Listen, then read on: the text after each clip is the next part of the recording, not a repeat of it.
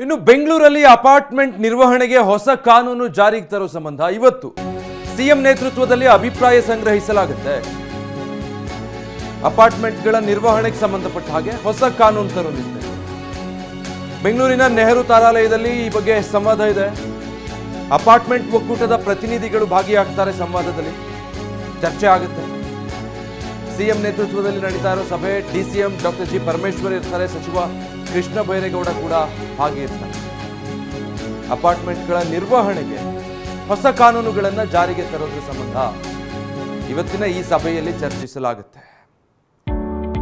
Hotel Management with AI. Join IIHM, International Institute of Hotel Management.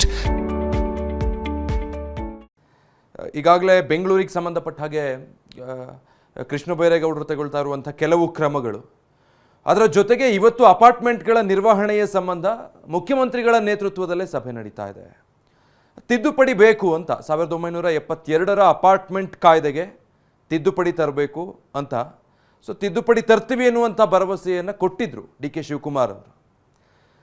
ಈಗಿರುವಂಥ ಕಾಯ್ದೆಯಲ್ಲಿ ಅದು ವ್ಯತ್ಯಾಸಗಳಿದ್ದಾವೆ. ಬೆಂಗಳೂರಲ್ಲಿ 30 ಲಕ್ಷ ಜನ ಅಪಾರ್ಟ್ಮೆಂಟ್ಗಳಲ್ಲಿ ವಾಸ ಮಾಡ್ತಾರೆ. ಹಳೆಯ ಕಾಯ್ದೆ ಇಂದಿನ ಅಗತ್ಯತೆಗಳಿಗೆ ಹೊಂದಿಕೆ ಆಗ್ತಾ ಇಲ್ಲ. ಹೀಗಾಗಿ ಸಮಗ್ರ ತಿದ್ದುಪಡಿಯ ಅಗತ್ಯ ಇದೆ. ಅದರ ಕರಡು ಕೂಡ ಸಿದ್ಧ ಆಗಿದೆ. ಇದನ್ನು ಜಾರಿಗೆ ತರೋ ಸಂಬಂಧ, ಕಾನೂನು ಬದಲಾವಣೆ ಮಾಡೋ ಸಂಬಂಧ ಇವತ್ತು ಈ ಸಭೆಯಲ್ಲಿ ಚರ್ಚಿಸಲಾಗುತ್ತೆ.